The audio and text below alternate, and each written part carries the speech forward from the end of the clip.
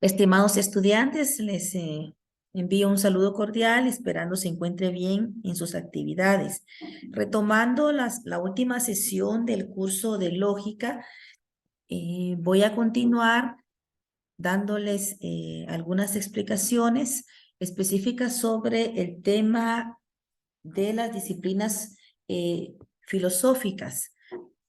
Y hablábamos la sesión pasada sobre la definición de lógica y dentro de ello, primeramente, estaba la etimología. ¿Qué significa filosofía? ¿No? Y es amor a la sabiduría o al saber. Proviene de los términos griegos philos, que significa amor, y sofía, que significa sabiduría, es decir, amor a la sabiduría. La filosofía es el estudio de los problemas más abstractos generales, es decir, lo subjetivo.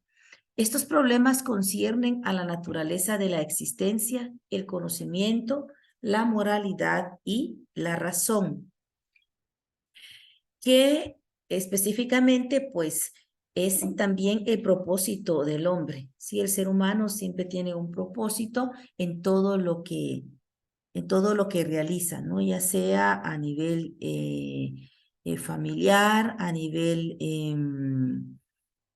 personal, laboral, siempre tiene un propósito, tenemos objetivos que lograr. Entonces, estos problemas que surgen en nuestra vida cotidiana tiene bastante relación en lo que es la filosofía, ¿no? Porque diariamente estamos realizando actividades que nos llevan a tener una conciencia, sabiduría y a saber específicamente qué es lo que queremos realizar.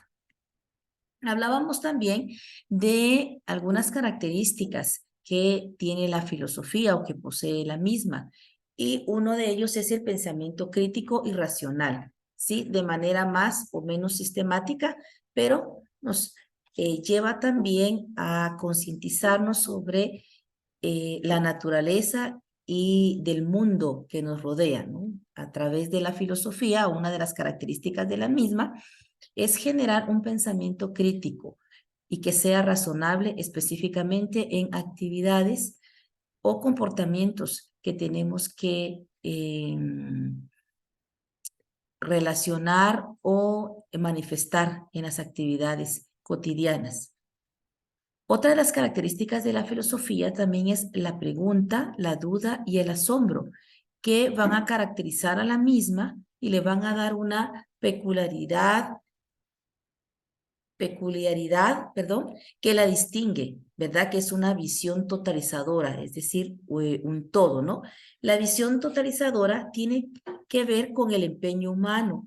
Es en el sentido que le damos nosotros a la realidad y al hacer que las cosas que tenemos propuestas sean posibles, o las posibles explicaciones de esta realidad sean coherentes entre sí y que permitan también establecer estrechas relaciones entre los fenómenos, y teniendo claro que estos no suceden de una manera aislada, sino que van relacionados, ¿no? De acuerdo a las actividades que nosotros realizamos, o cada evento, cada fenómeno, pues de alguna manera va a tener una estrecha relación con la forma en que nosotros reaccionamos.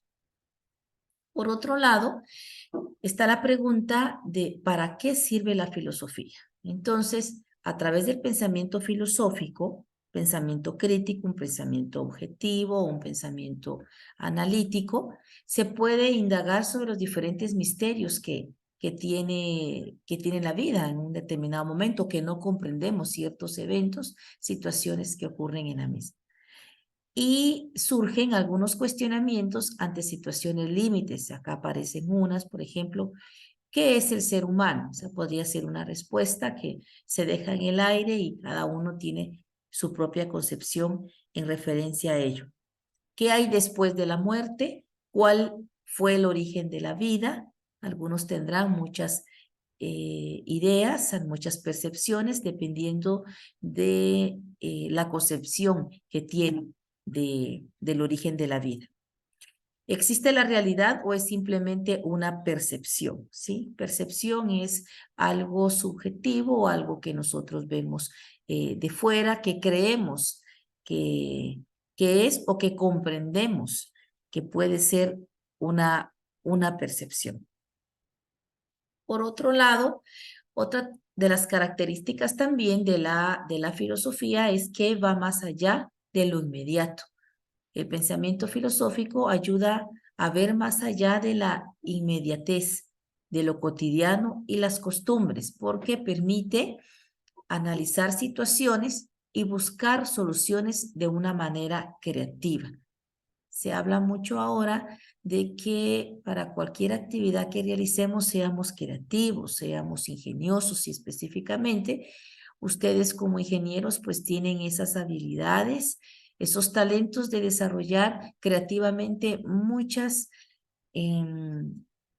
situaciones, muchos proyectos en donde se desarrolle esas habilidades creativas, habilidades sociales y en donde puedan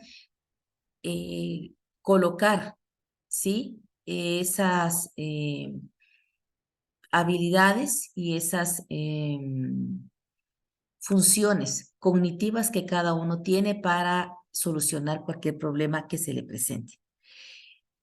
Hablando de más allá de lo inmediato, también la filosofía nos invita a recuperar esa capacidad de asombro y curiosidad que cada uno de nosotros tenemos, ¿sí? La curiosidad y el asombro no es únicamente una habilidad dada a los niños, por decirle, que siempre están como con esa curiosidad y asombrarse, sino que siempre está con nosotros y que nos permite asombrarnos y ser curiosos en descubrir, investigar y también asombrarnos de las cosas cotidianas o de las cosas que pueden ser muy sencillas como apreciar la naturaleza, como la elaboración de algún proyecto, pero que a su vez ayuda a desarrollar la capacidad también de que podamos cuestionar e interpretar la realidad en la que vivimos.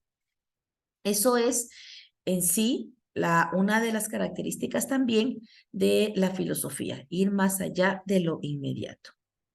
Por otro lado, otra característica también es que la filosofía estudia una variedad de problemas fundamentales como la existencia, el conocimiento de la verdad, el bien y la ética, el lenguaje, la felicidad, el amor, la muerte y la existencia del ser. Más adelante vamos a, a explicar cada una de las disciplinas filosóficas y algunas que son, pues, que están surgiendo, ¿no? A través de la tecnología, a través del tiempo y que apoyan bastante a fortalecer este conocimiento de la verdad en donde se ponen en práctica el bien, la ética y los aspectos que aparecen por acá como lo es la felicidad, el amor, la existencia y el ser. Vemos por acá también una imagen en donde podemos ver algunos motivos que incitan a filosofar. Y está, por ejemplo, el pensar, el tener un pensamiento crítico relacionado en la conciencia de la muerte, por ejemplo, la idea, la percepción que se tenga de ello, la reducción también de los instintos, el pensar racionalmente y no actuar instintivamente, no impulsivamente ante una situación, sino aprender a manejar nuestra inteligencia emocional y a ser más analíticos a la hora de resolver alguna situación o algún problema que se nos presenta en nuestra vida cotidiana. Por otro lado, otro motivo de filosofar también está la ilustración, el asombro, el sentido de la existencia y la duda, ¿verdad? Pues siempre genera en nosotros aspectos como la duda de hacer algo, ¿no? No podemos ir a ejecutar un proyecto, ir a realizar acciones y sin pensar, ¿no? Entra la duda de si puedo hacerlo, cuáles son las ventajas o desventajas si hago cierta cierto proyecto o surge la duda siempre de si estoy haciendo lo correcto o no. Y habíamos hablado también del asombro, ¿no? El asombrarse por situaciones cotidianas o por aspectos que valen la pena, como apreciar la naturaleza o pues asombrarnos de las cosas que nos ofrece el mundo, ¿no? A través de nuestros sentidos, ¿no? A través de nuestra visión, de nuestro oído, tacto, gusto, olfato, podemos ir desarrollando esas actividades. Por otro lado, está también la parte de cómo se origina la filosofía, ¿no? Y acá hay un poquito de historia y se origina en Grecia, que es cuna de la cultura occidental, ciencia del ser en cuanto ser, ciencia de los primeros principios y primeras causas, es decir, los orígenes de las cosas, del pensamiento crítico analítico y el pensamiento racional, que no es más que utilizar nuestra razón para elaborar problemas o para resolver los mismos.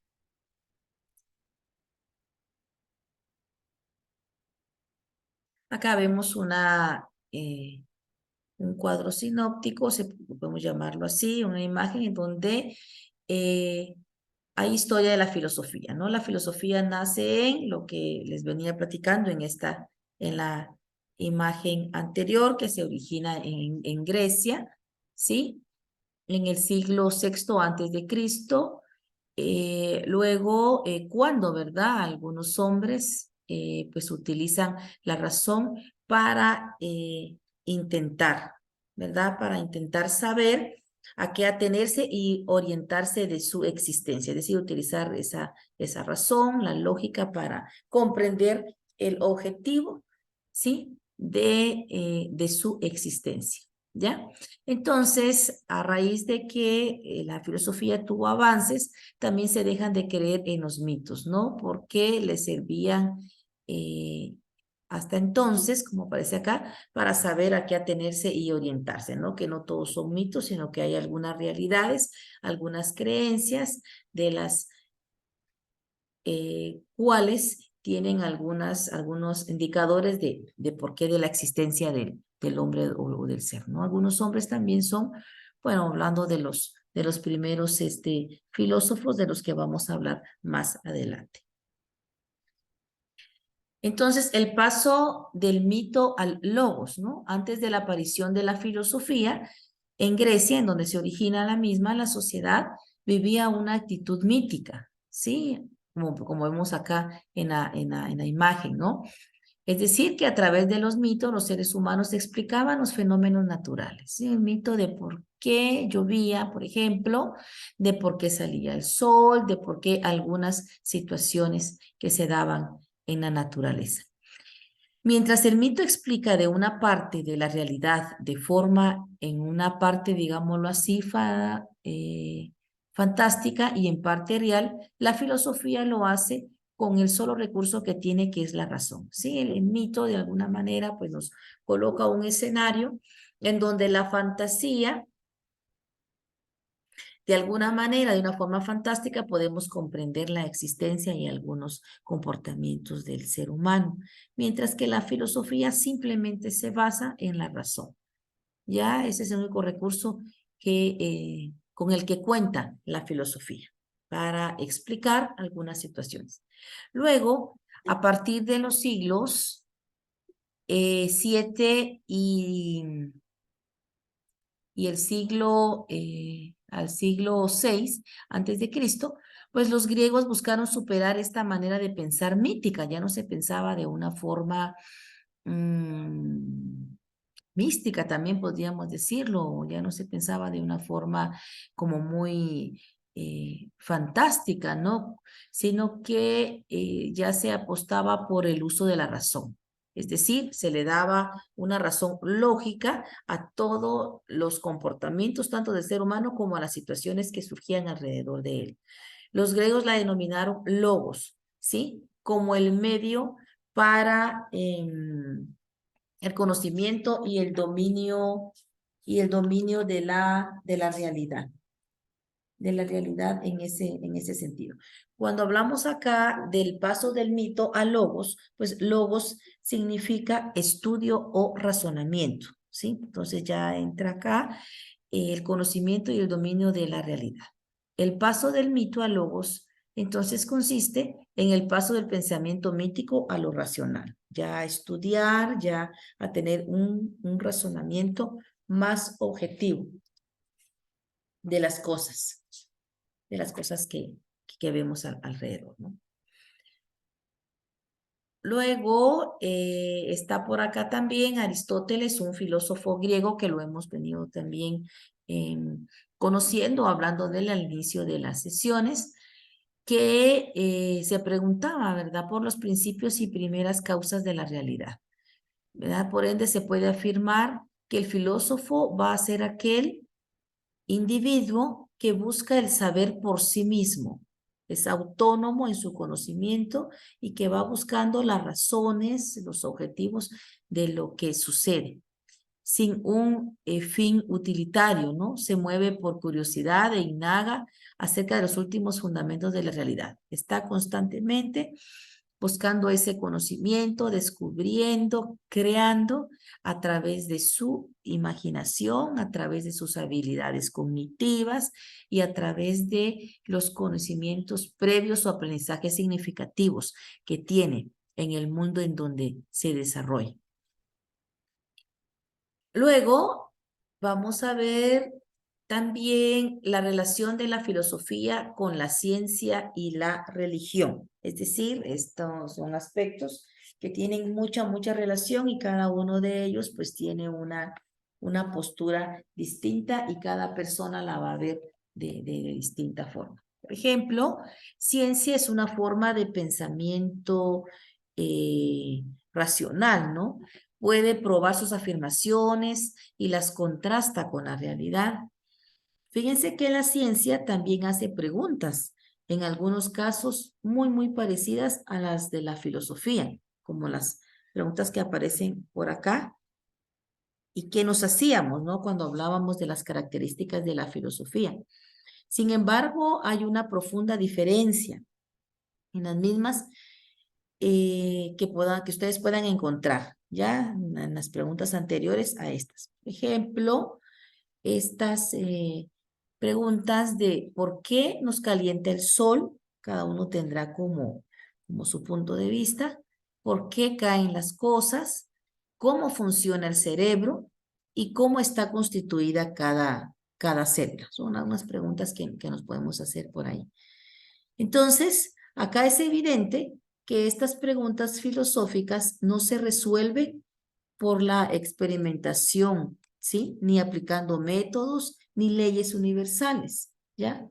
Por ejemplo, cuando un filósofo pregunta qué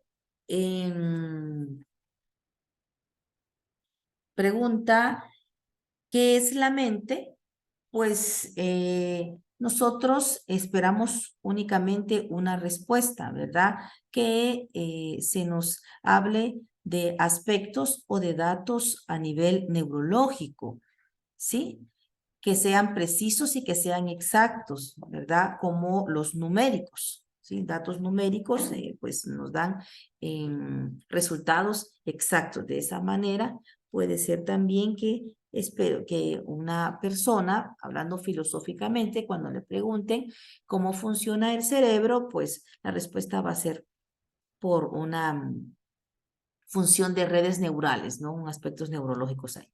Entonces, el objetivo de la filosofía en este aspecto, hablando de la ciencia, ¿sí? Busca explicaciones más allá de una descripción física o de las funciones cerebrales y nos va a formular interrogantes que de alguna manera tengan relación con, por ejemplo, si estamos hablando en esta pregunta de cómo funciona el cerebro, pues la mente radica en el cerebro, ¿sí?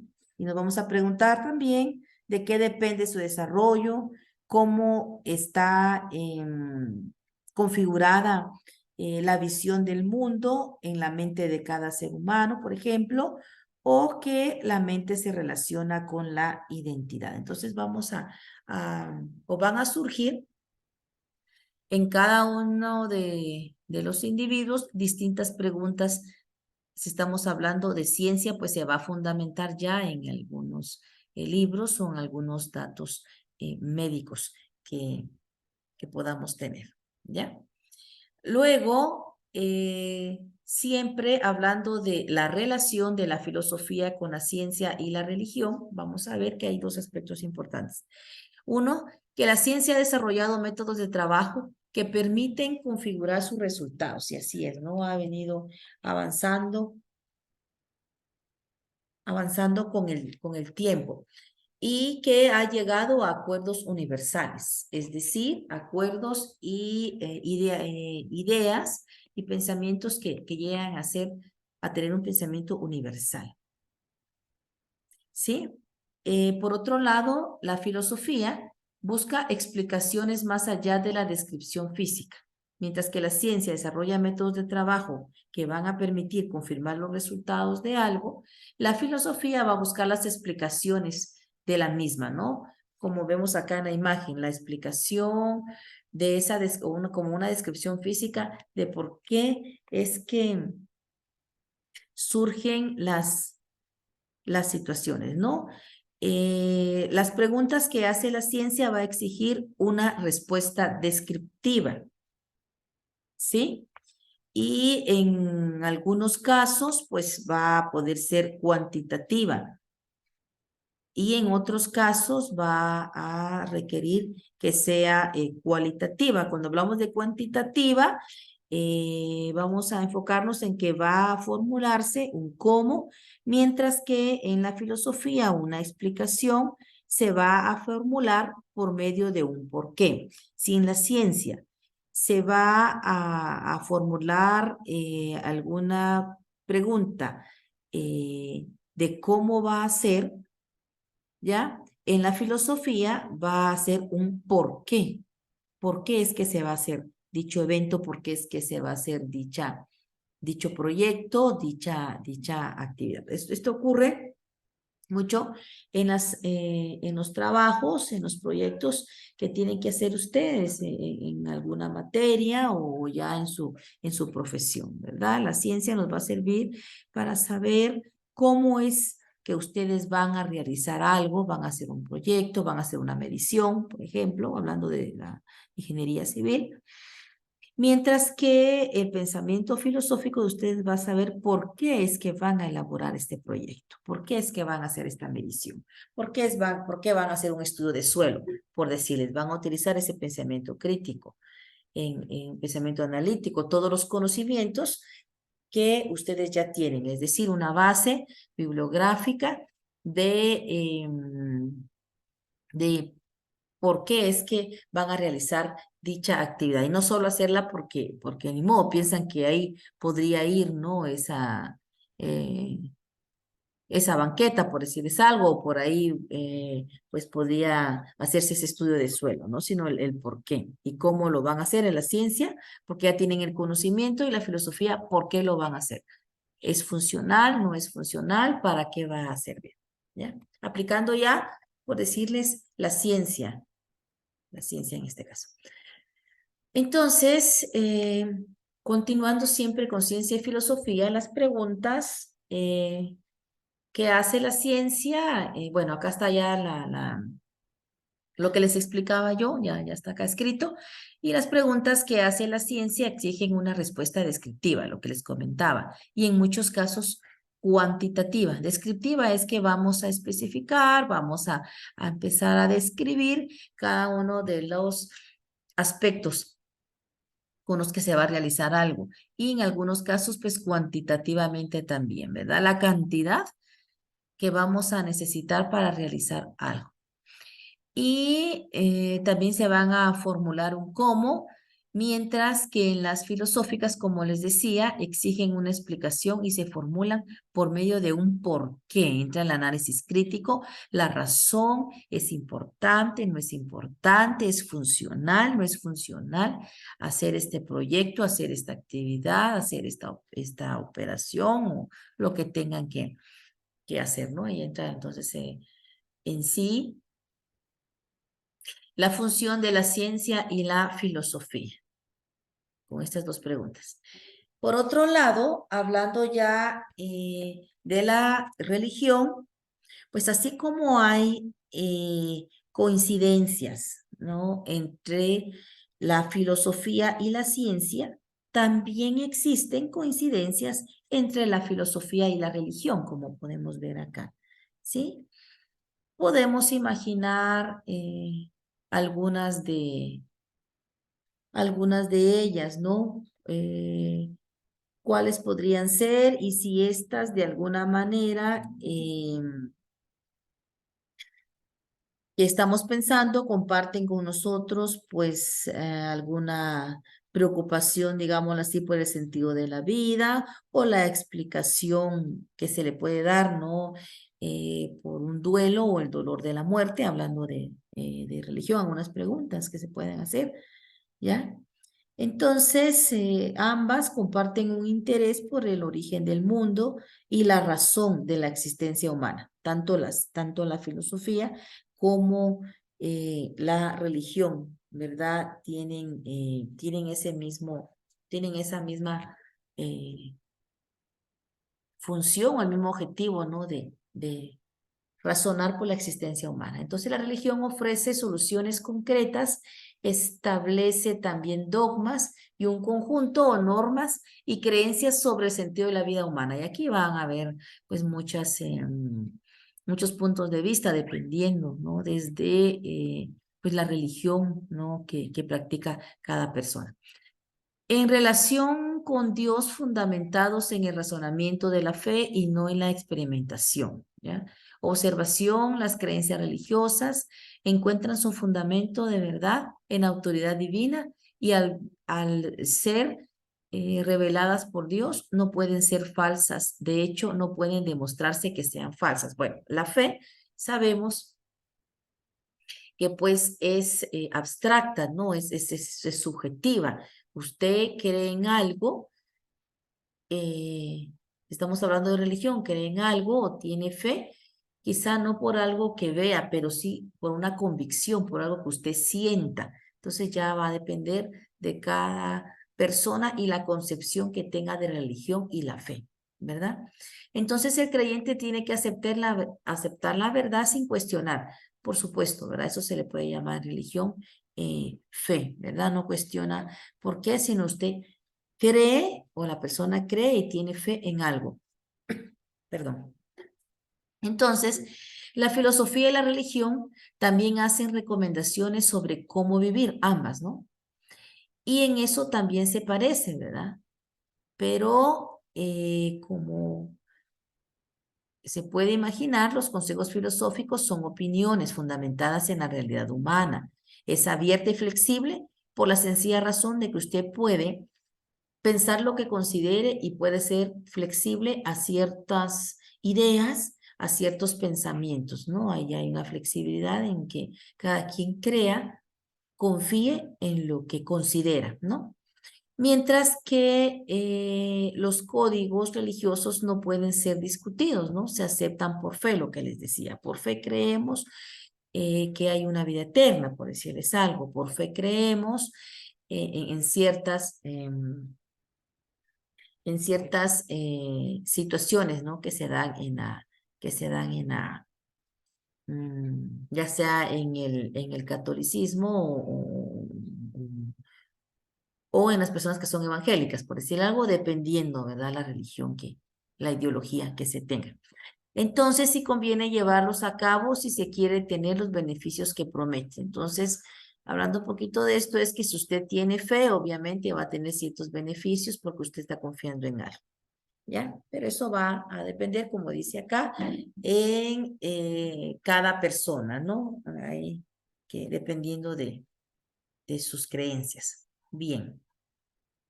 Por otro lado, hay disciplinas filosóficas, ¿no?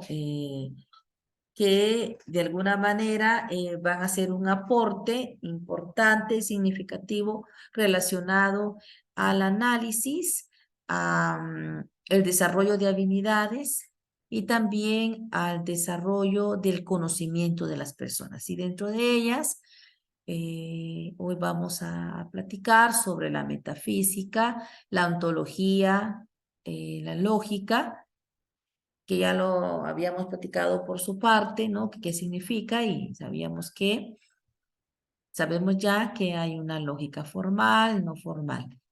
La disciplina estética, la ética y epistemología. Bueno, hablando de la primera disciplina filosófica, que es la metafísica, y acá aparece que en latín metafísica y en castellano, pues cómo se escribe o cómo se pronuncia, pero lo importante acá es qué significa meta, que es más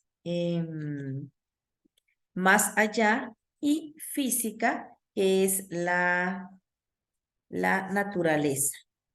Eso es lo que significa, ¿verdad? Entonces, si vamos nosotros a dividir esta palabra, metafísica, sí, entonces meta, más allá de, va más allá de lo que nosotros podemos conocer, lo que podemos saber, meta, acá, y física, la naturaleza, es decir, de dónde viene. Su significado sería más allá de la naturaleza, es decir, meta, más allá de lo físico, ¿sí? Y luego fisis, ¿sí? O física, que significa naturaleza, ¿ya? Así se divide, eso significa esta disciplina. Entonces, la metafísica, ¿qué estudia? Bien, estudia la naturaleza, la estructura de las cosas, los componentes, cómo están relacionados, los principios fundamentales también. Entonces, pues esto incluye, ¿no? Esta parte de estos aspectos de la realidad, incluye la clasificación, investigación también de algunas nociones fundamentales con las que entendemos el mundo, como por ejemplo la entidad, el ser, eh, la existencia, el objeto, la propiedad, la relación, el tiempo, la causalidad, que es distinto a casualidad. A veces hemos escuchado que se dice, bueno, las cosas no ocurren por casualidad, sino por causalidad. Es decir, todo tiene una causa. Entonces acá habla de la causalidad, las causas y el espacio. El espacio en lo que ocurre en las cosas. Entonces, la metafísica es una rama de la filosofía más abstracta, o podríamos decir que es la más abstracta, ¿no? De las ramas de la filosofía, en la que se van a agrupar las inquietudes que se tienen alrededor del origen de las cosas, conocer su naturaleza, como lo decía anteriormente, y la forma en que se producen estas. Asimismo, también es la disciplina filosófica encargada del estudio de las causas primeras, es decir, del ser, del ser, del ser en sí, ¿verdad? Haciendo un poquito de historia, por decirlo así. La metafísica, el nombre de metafísica es post-aristólico. ¿Por qué? Perdón, es aristotélico.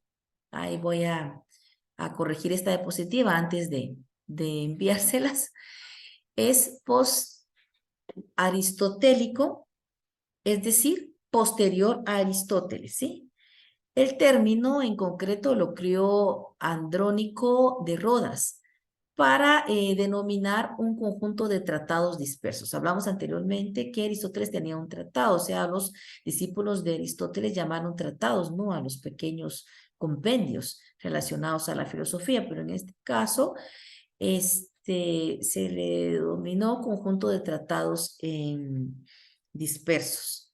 Entonces Aristóteles tenía su propia manera de denominar a la metafísica, ¿sí? Y la llamaba o la llamó filosofía primera, ¿sí? Que no se nos vaya a olvidar. ¿Cómo denominó entonces Aristóteles a la metafísica?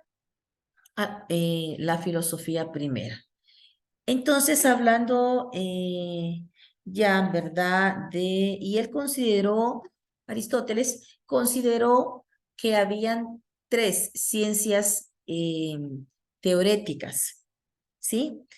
Y una de ellas, la matemáticas, encabezando, luego la física y la teología. Todas ellas las reunió en su célebre tratado de metafísica, estas tres, ¿verdad? Estas tres ciencias. Bien. Hablando ya de otra disciplina, como lo es la ontología, y acá está que ontos,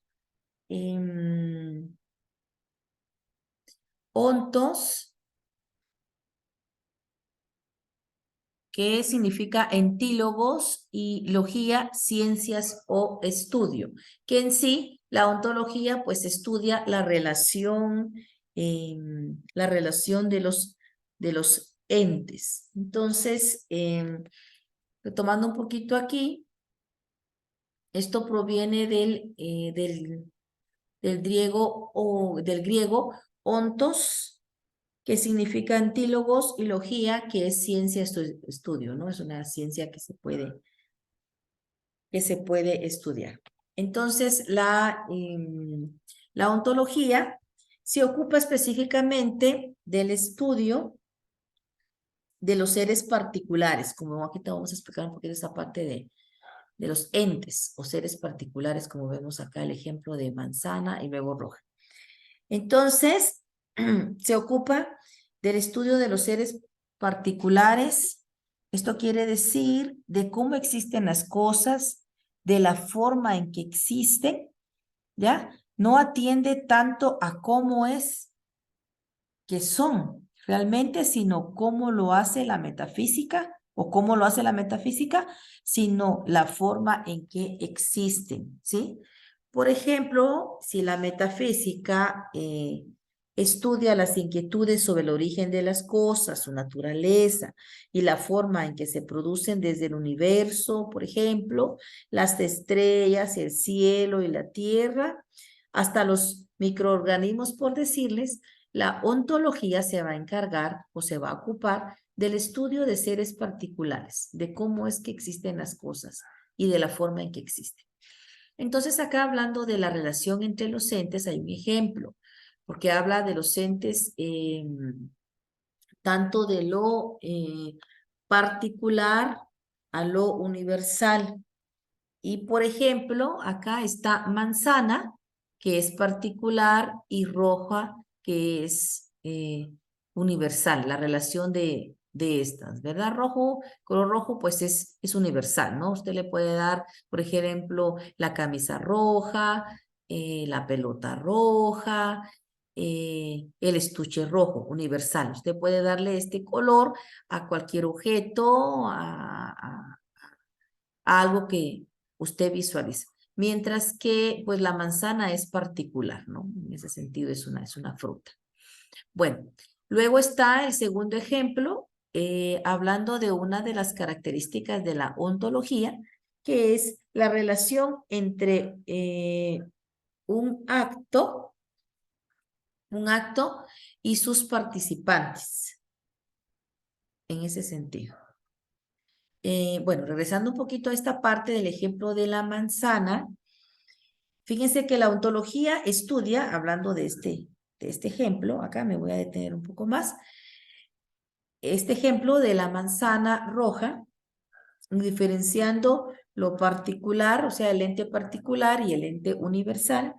La ontología estudia, en primer lugar, la relación entre los entes, la relación que hay entre los mismos. Por ejemplo, la relación de un universal, como lo es, lo que les decía, el color rojo, y un particular como lo es la manzana. ¿Sí? En segundo lugar, pues estudia esto, ¿no? La relación entre un acto y sus participantes. Por ejemplo, Sócrates bebe, circuta. El acto sería beber y los participantes, en este caso, Sócrates y la circuta. Hablando un poquito de la relación o un ejemplo de la relación entre los entes, que es de lo que trata la disciplina de la ontología. Asimismo está otra disciplina que es la epistemología, ¿sí? Y dentro de ella, pues vamos a ver por acá que episteme, acá, significa conocimiento y logos, estudio. Es decir, y acá entra un poquito la parte que la epistemología estudia el conocimiento científico, estudia el conocimiento de conceptos como la verdad, la realidad, objetividad y las circunstancias, es decir, la obtención, conocimiento, y pueden ser, o sea, ¿cómo pueden ser estas circunstancias? Ah, bien, pueden ser históricas, psicológicas y sociológicas, ¿verdad? No vamos a también a confundir un poquito el concepto, lo vamos a ver más adelante con la nociología, porque mientras que la epistemología estudia el conocimiento científico, así específico, la nociología estudia el conocimiento en general. No vamos a confundir eso, ¿verdad? Es en general, lo vamos a ver más adelante. La epistemología se va a centrar, regresar acá. La epistemología se va a centrar un poquito más en el conocimiento de los conceptos como la verdad, lo que está acá, la realidad, la objetividad, y también las circunstancias de obtención del conocimiento, ¿verdad? Que estas pueden ser. Principalmente la epistemología estudia los principios, fundamentos y métodos del conocimiento humano, ¿sí? Hablando de no confundir la epistemología con la nociología, ¿verdad? Vamos a ir viendo por acá también más adelante la nociología, que pues tiene relación, pero que difiere un poquito de la epistemología, que en sí es la teoría del conocimiento, ¿sí? Esta disciplina, regresando un poquito a la epistemología, la disciplina filosófica pues comenzó a agruparse, ¿no? A agrupar a partir del pensamiento moderno y también del idealismo, ¿no? Hablando un poquito ahí de historia a través del idealismo alemán, haciendo un poquito de historia en ese sentido y ciertos tipos de problemas y saberes que no existían con anterioridad, ¿verdad? Entonces la epistemología ha ido, este conocimiento científico ha ido avanzando, ¿sí? Porque se trata de la definición del saber, del análisis de las fuentes, de los criterios de la verdad y verificar también, ¿no? Sabemos que el conocimiento científico, primero está la observación, luego vamos a, pues, comprobar que efectivamente sea cierto lo que estamos diciendo, lo que estamos comprobando, ¿no? Entonces, los tipos de conocimiento posibles que se puedan dar, ¿no? A partir de la epistemología y el grado con el que cada uno, pues, resulta cierto conocimiento, así como la relación exacta que se puede dar, ¿no? Entre el que conoce un objeto, ¿no? O el que quiere conocer un objeto. Bueno, hablando ya de la nociología, que no podemos también confundirla con la epistemología, porque ella ya tiene la nociología estudia un conocimiento en general, no tan específico, sino en general. Entonces, acá podemos ver cómo es que o qué significa la nociología y, disculpen, aquí está, que, por ejemplo, gnosis, que es la facultad de conocer, y logos, razonamiento, estudio o teoría.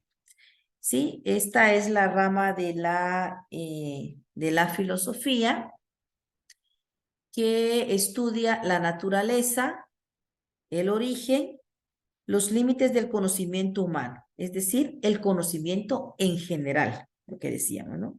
El conocimiento sí en aspectos, en aspectos generales, es lo que se encarga la nociología. Y hablando un poquito más de esta disciplina filosófica, ¿verdad? Se le suele decir teoría del conocimiento, ¿verdad? Porque trata del conocimiento en general, ¿sí? No estudia conocimientos particulares, como puede ser la física o las matemáticas, ¿ya? Como lo veíamos anteriormente, sino que estudia la naturaleza del conocimiento en general. Sí, ese es el objetivo de la nociología. Por otro lado, está también la antropología. Y acá está qué significa, ¿verdad? En esta parte. Y antrópodos, que significa hombre. Y logos, estudio, razón o discurso. Entonces, la antropología filosófica estudia el fenómeno humano. ¿Sí? Es decir, una serie de manifestaciones que atestiguan la presencia del hombre, que dicen por qué es que él existe, ¿no? Especialmente aquellas manifestaciones como lo son el conocimiento científico, como vemos acá, los juicios de valor, la libertad y la comunicación. Y la base del planteamiento del mismo consiste en utilizar las enseñanzas de las ciencias naturales. ¿Y cuáles son las ciencias naturales que podemos mencionar? Bien, la biología, la zoología y la etología. Sí, de alguna manera toma de ahí, ¿no? Esa parte para acuerpar la existencia del hombre, ¿no? De la evolución del mismo. Luego, las ciencias humanas, otra ciencia natural, digamos que esta es la unión de las ciencias naturales, y las ciencias humanas como lo son la historia y la psicología, ¿sí? Para tratar de identificar las características de la especie humana y su posición específica en el mundo y en el entorno natural. Ese es el objetivo de la antropología, y por eso hace su planteamiento desde las ciencias naturales y las ciencias humanas, ¿no? Para que se puedan identificar específicamente las características de la especie humana y cómo es que se puede desarrollar en el mundo. ¿Sí? En el entorno natural. Cómo nos comportamos, cómo se comportan los seres vivos, seres humanos, en cada quien en su hábitat o en su entorno. Ya finalizando, encontramos por acá la ética, que procede del vocablo ethos, vamos acá, que significa carácter o modo de ser. Ethos, hábito o costumbre. Y pues la voz ética aparece ya en el título de los 3 tratados morales, como vemos acá en esta parte. Está por acá, de los 3 tratados morales del corpus aristotélico, ¿sí? Del que habla Aristóteles, ¿no?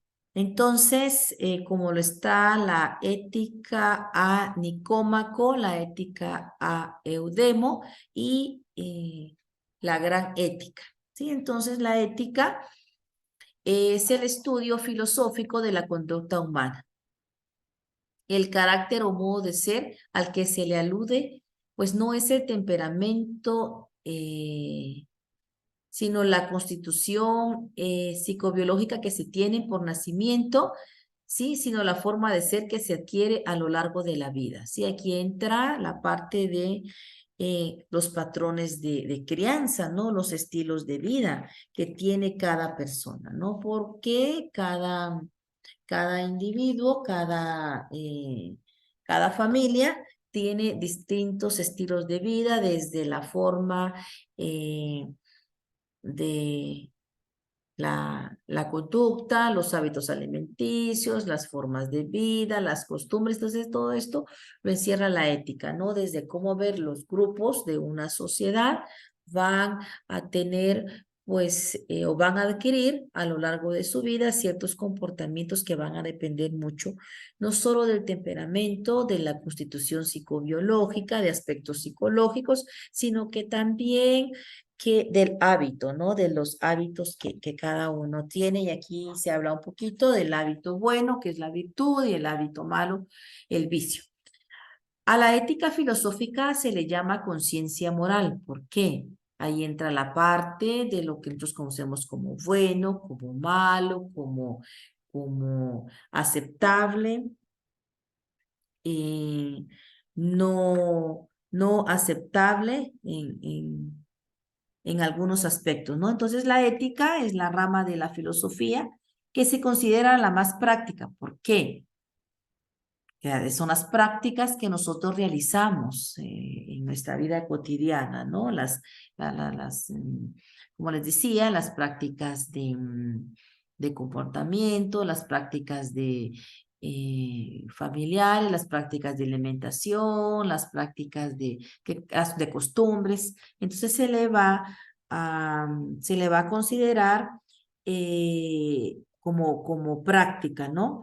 También, de hecho, durante un tiempo se le llamó así, precisamente, como les estaba diciendo, filosofía práctica, porque agrupa a todas o todas las inquietudes y preocupaciones de carácter práctico sobre la conducta del ser humano, ¿no? Ahí entra la parte de qué nos preocupa a nosotros, cuáles son las actitudes que tenemos ante ciertas situaciones de nuestra vida a nivel personal, familiar, laboral, académico, ¿ya?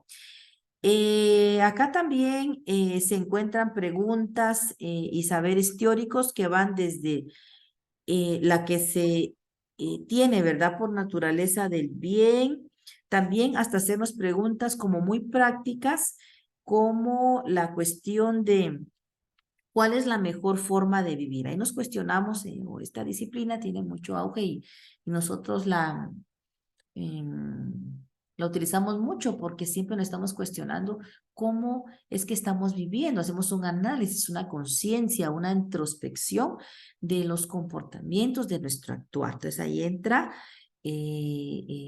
realmente la ética en lo que nosotros pensamos y en nuestra forma de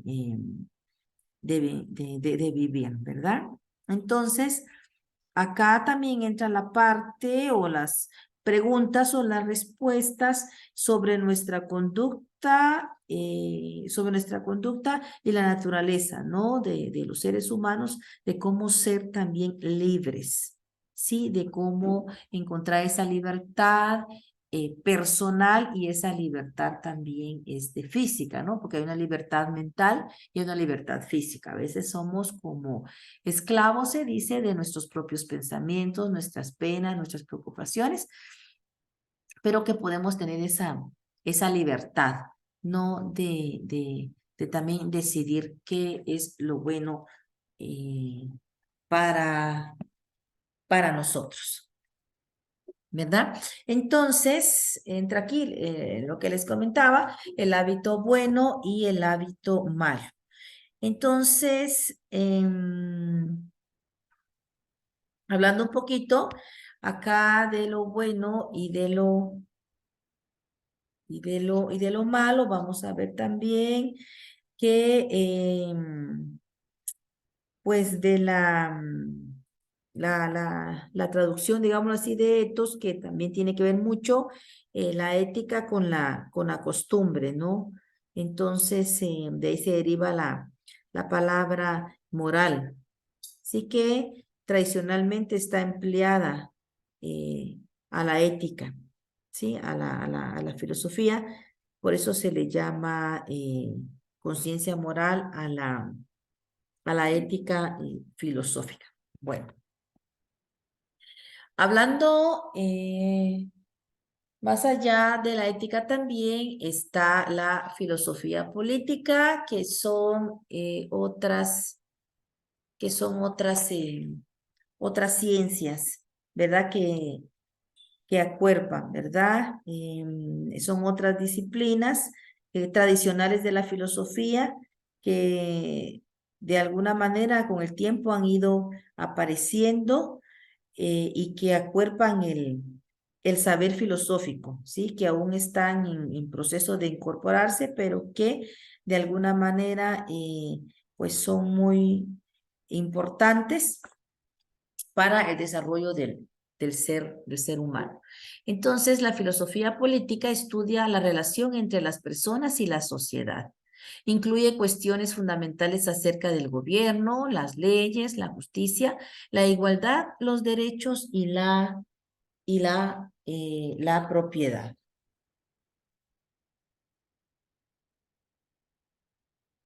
Y la propiedad, ¿verdad? Entonces, mientras que la ciencia política investiga si cómo funcionan o cómo son y serán los fenómenos políticos, la filosofía política, ¿sí? La filosofía política se encarga de teorizar cómo deberían de ser dichos fenómenos, ¿sí? Aparte de ello, la filosofía política se conecta con la filosofía del derecho, filosofía de la economía y se relaciona fuertemente con la ética. Tiene una estrecha relación en esta parte. ¿Ya? Y la filosofía política tiene un amplio campo de estudio, muy, muy, muy amplio, que permite de alguna manera, pues, descubrir otros saberes y desarrollar más el conocimiento y que sean estos aprendizajes significativos en lo que realizan los individuos, ¿sí?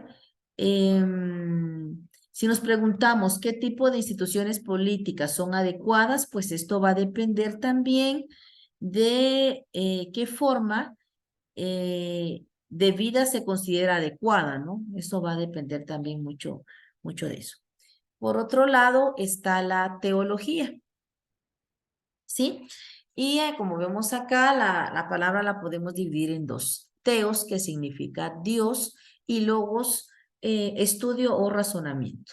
¿Qué es lo que estudia la teología? Pues es una disciplina que se encarga o que consiste en el conjunto de conocimientos acerca de Dios, ¿no? Y entran sus atributos y percepciones que se tienen de Él, ¿sí?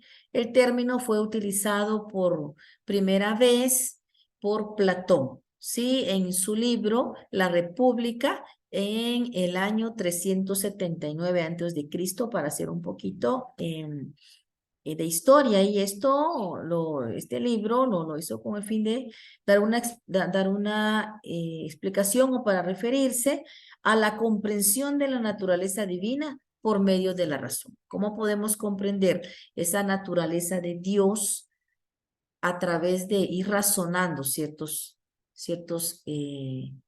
aspectos? Y vamos a ver que hay ramas de la teología, ¿no? Y tres ramas que vemos por acá, que es la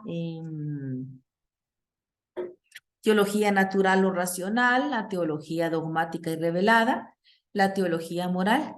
Y a esto se les puede clasificar como cristianos, católicos, protestantes y ortodoxos.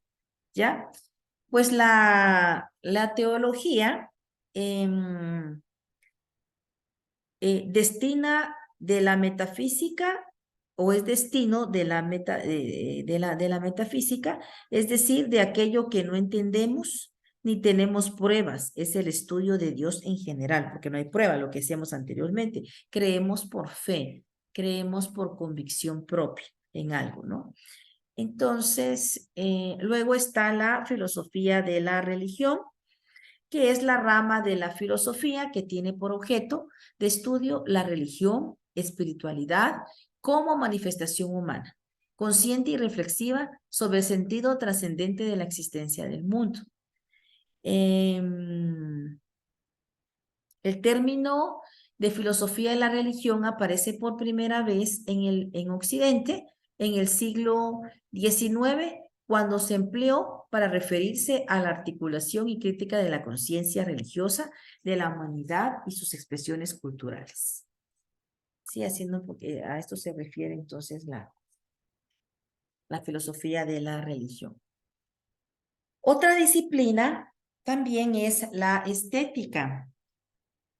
Y si bien pues el término estética fue adoptado pues muy tarde, ¿no? Realmente ya de una manera tardía, en el siglo XVII, en el siglo XVII, para agrupar las preocupaciones que tenía el ser humano sobre la naturaleza y la belleza, el arte y la sensibilidad también, ¿verdad? La percepción. Pues en sí, las ideas, los problemas y las doctrinas estéticas, ¿no? Van a existir, o si vemos algunos libros, pues están desde la antigüedad, ¿sí? Formulándonos preguntas como, por ejemplo, ¿qué es la belleza? ¿Cómo es que nosotros percibimos lo bello, por ejemplo? Hasta unas preguntas muy prácticas de por qué las personas no perciben la belleza igual que otras, ¿no? Para lo que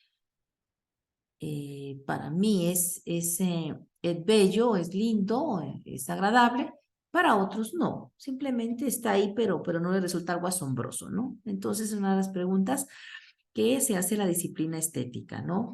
O cómo se logra, por ejemplo, algo o el arte en algunas personas y cómo es que no se logra, pues, en otras.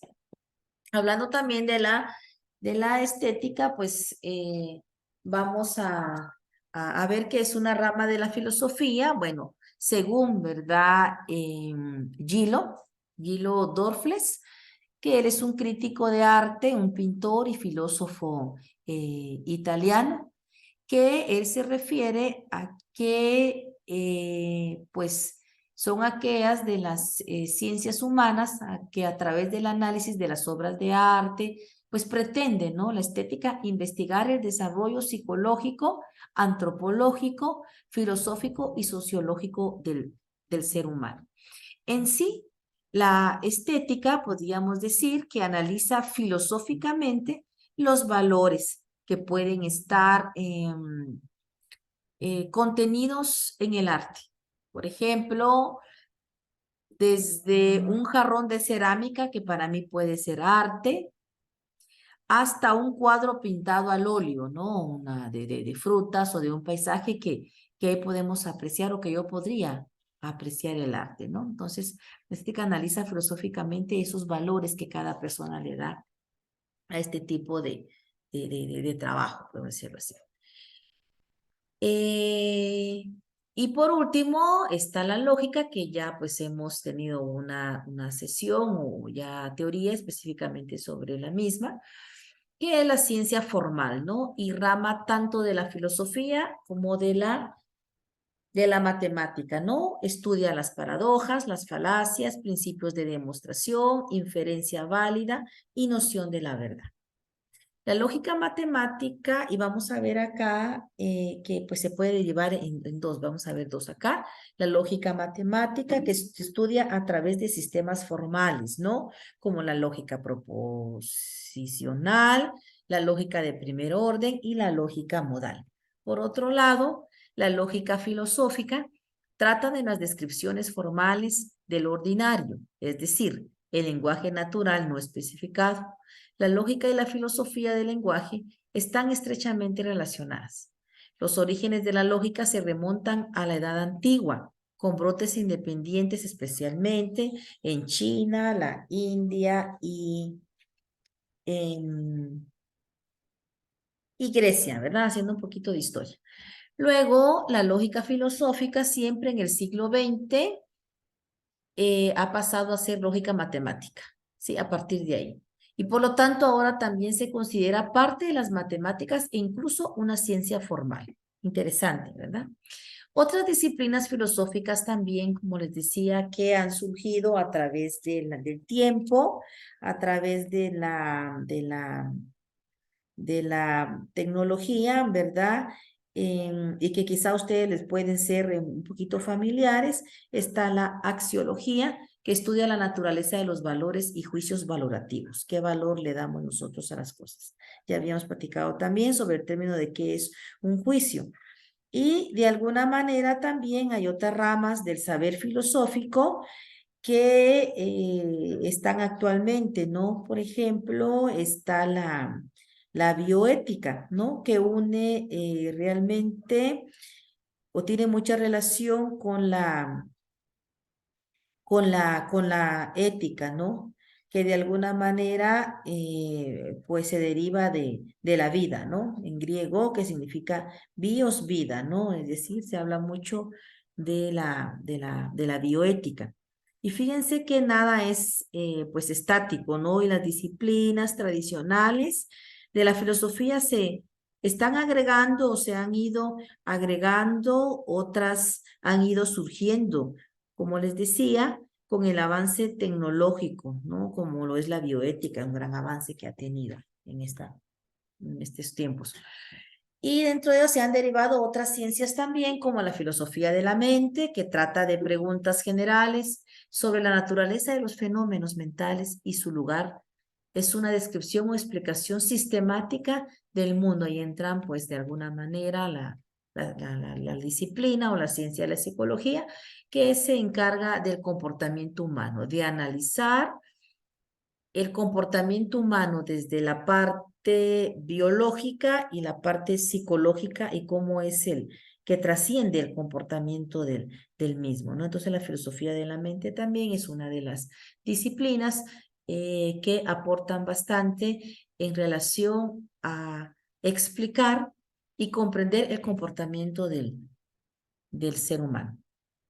Por otro lado, está la filosofía del lenguaje. El lenguaje es un medio de fijación y de conservación de los conocimientos que atesoramos mucho, ¿no? Porque una forma de comunicarnos es a través del lenguaje, nuestra comunicación, ya sea gestual, mímica, por escrito, muchas formas, ¿no? Muchas formas que también la tecnología ha tenido ahí un aporte significativo en la que nosotros podemos desarrollar y que podemos comunicarnos con las demás personas y transmitir de generación en generación ciertos conocimientos. Entonces, como instrumento necesario de la actividad generalizadora del pensamiento, el lenguaje hace posible la existencia y el desarrollo del pensamiento abstracto. Por supuesto que sí, ¿verdad? El lenguaje es la forma en que nosotros podemos comunicarnos, expresar nuestras ideas, pensamientos y conectarnos con los demás, ¿no? De tener pues esa empatía, esas relaciones interpersonales con las demás personas y darnos a entender y que comprendan también lo que pensamos, lo que creemos y lo que estamos diciendo. Y la filosofía de la ciencia, que es la rama de la filosofía que tiene por objeto estudiar el saber científico, la comprobación de algunas hipótesis, por decirlo así, ¿no? Desde un enfoque general y humano, en el sentido de cómo afecta a las personas y cómo componen el conocimiento acumulado, tanto históricamente como en el conjunto sociocultural de la humanidad. Sí, cada sociedad tiene una cultura, tiene valores, tiene sus propios juicios e interpretaciones y forma de vida, ¿no? Y la filosofía de la ciencia, pues, permite que se le encuentre el sentido y darle un enfoque, pues, más general y humano a esto. Bien, entonces, Esto en sí fue el compartimiento de algunas ciencias, porque faltan todavía, pero eh, la relación por ejemplo, de la ciencia con la religión y también la identificación de las disciplinas filosóficas que aportan bastante al conocimiento del ser humano. Ya en clase, cuando tengamos la oportunidad de otra sesión y platicar, pues se van a resolver algunas preguntas, algunas dudas que hayan quedado, pues, o queden en el aire.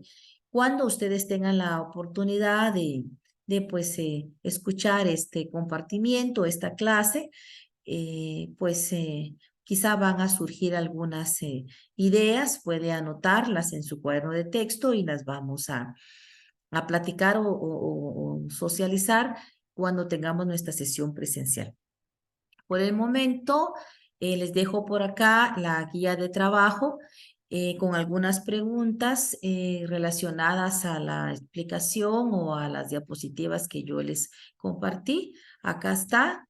eh, cuál es el trabajo que tienen que tienen ustedes que realizar. Aparece también acá que va a ser considerada como una guía de trabajo y que usted la puede entregar ya sea a computadora o a mano, como desee, agregarle su carátula. Yo voy a estar habilitando un espacio en Classroom em, para que usted suba ahí la pequeña tarea. Son algunos cuestionamientos. Si usted tiene la oportunidad de poder pues encontrar información en otros libros, buscar otras bibliografías relacionadas a las diapositivas que yo le compartí, puede hacerlo para que los aportes de sus preguntas o las respuestas sean un poquito más completas, ¿sí? No se limite únicamente a respuestas de 2 o de 3 líneas, sino que su pensamiento crítico, aportes, experiencias que van a ser